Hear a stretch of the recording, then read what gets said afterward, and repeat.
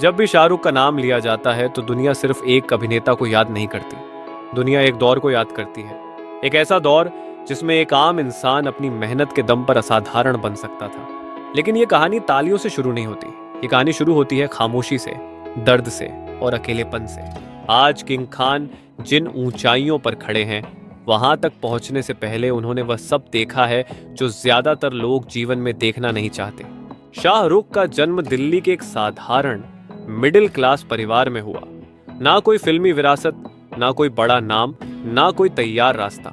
उनके पिता एक स्वतंत्रता सेनानी थे जिनके लिए देश पहले था और आराम बाद में। उनकी माँ एक अनुशासित, आत्मसम्मान और बेहद समझदार महिला थी। घर में पैसा ज्यादा नहीं था, लेकिन आत्मसम्मान और संस्कार कभी कम नहीं थे। माँ हमेशा कहती थी, बेटा, दुनिया तुम्हें गिराने की कोशिश करेगी, लेकिन तुम्हें यह तय करना है कि तुम गिरकर रुकोगे या उठकर चलोगे। उस समय शाहरुख को नहीं पता था कि यह बात एक दिन उनके जीवन की सबसे बड़ी सीख बन जाएगी। जिंदगी ने बहुत जल्दी उन्हें यह सिखाना शुरू कर दिया कि दर्द क्या होता है। सबसे पहले उनके पिता का देहांत हुआ। घर की जिम्मेदारियां अचानक बढ़ गईं। माँ मजबूत बनी रही, लेकिन परिवार का सहारा हिल चुका था। और तभी एक और झटका लगा। माँ भी इस दुनिया से चली गई। 22 साल की उम्र, एक सूना घर, एक खाली कमरा और दीवारों में गूंजता सन्नाटा। ये वही उम्र होती है जब ज्यादातर लोग जिंदगी से शिकायत करते हैं, लेकिन शाहरुख ने जिंदगी से शिकायत नहीं की। उन्होंने खुद से एक सवाल पूछा, अब आगे क्या? यहीं से उनके जीवन का सबसे बड़ा फैसला लिया गया। दिल्ली छोड़ने का फैसला, मुंबई जाने का फैसला, उस शहर में जहां हर दिन हजारों सपने जन्म लेते हैं और हजारों सपने मर जाते हैं। एक ट्रेन, एक छोटा सा बैग और दिल में एक आग। अगर हार भी हुई तो कोशिश करते हुए हारूंगा। मुंबई पहुंचना सपने जैसा लगा, लेकिन असलियत बहुत सख्त थी। ना रहने की स्थायी जगह, ना यह भरोसा कि अगला महीना कैसे कटेगा, ना कोई पहचान। दिन में ऑडिशन, रात में इंतजार और बीच में आत्मसंदेह।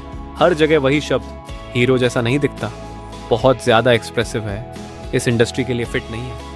कई बार ऑडिशन के बाद वह मुस्कुराकर बाहर आते, लेकिन अंदर से पूरी तरह टूट जाते। टीवी ने उन्हें पहला मौका दिया, फौजी, सर्कस। लोगों ने उन्हें नोटिस किया, लेकिन फिल्म इंडस्ट्री अब भी दूरी बनाए हुए थी। जब फिल्मों में एंट्री मिली तो हीरो के रूप में नहीं, बल्कि नेगेटिव किरदारों में। बहुत से लोगों ने चेतावनी दी, विलेन बनोगे तो हमेशा विलेन ही रह जाओगे। लेकिन शाहरुख ने भीड़ की सलाह नहीं मानी। उन्होंने अपने दिल की सुनी। उन्होंने सोचा, अगर मुझे डर लग रहा है तो शायद यही सही रास्ता है। उन्होंने हर रोल में अपनी पूरी आत्मा डाल दी। धीरे धीरे लोग महसूस करने लगे कि यह सिर्फ अभिनय नहीं है, यह सच्चाई है। फिर आया वह दौर जब शाहरुख रोमांस का चेहरा बन गए। जब उन्होंने कहा, नाम तो सुना ही होगा, तो यह सिर्फ संवाद नहीं था, यह भविष्यवाणी थी।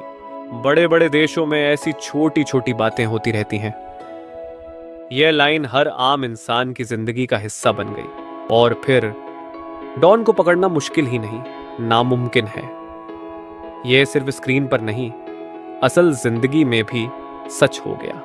और कुछ ऐसी ही शाहरुख बना किंग खान। लेकिन सफलता के बाद सबसे मुश्किल होता है खुद को संभाल कर रखना। शाहरुख ने कभी अपने संघर्ष को नहीं भुलाया। वह जानते थे कि गिरने में एक पल लगता है। फिर एक दौर ऐसा आया जब लोग कहने लगे, अब शाहरुख का जादू खत्म हो गया। लेकिन राजा तब सबसे ज्यादा खतरनाक होता है जब उसे कमजोर समझ लिया जाए। साल 2023 पठान। यह सिर्फ एक फिल्म नहीं थी, यह एक जवाब था हर आलोचक को, हर शक करने वाले को। थिएटर में लोग फिल्म देखने नहीं आए थे, वे इतिहास बनते देखने आए थे। फिर जवान आई, एक नया चेहरा, एक नया गुस्सा, एक नया संदेश। साउथ इंडिया के दर्शकों ने उन्हें दिल से अपनाया।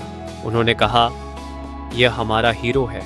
और फिर डंकी जहां शाहरुख ने दिखाया कि वह सिर्फ स्टार नहीं, बल्कि संवेदनशील इंसान भी है। आज किंग खान सिर्फ भारत के नहीं, दुनिया के स्टार हैं। Europe, middle east, Asia, Africa, हर जगह उनके चाहने वाले हैं। मन्नत के बाहर हर दिन हजारों लोग खड़े रहते हैं, सिर्फ एक झलक के लिए।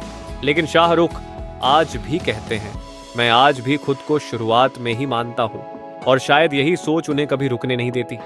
अगर एक लड़का सब कुछ खोकर भी पूरी दुनिया जीत सकता है तो आपका संघर्ष आपको कमजोर नहीं बना रहा, वह आपको तैयार कर रहा है। शायद आज कोई आपका नाम नहीं जानता, लेकिन अगर आप चलते रहे तो एक दिन दुनिया आपसे भी कहेगी, नाम तो सुना ही होगा।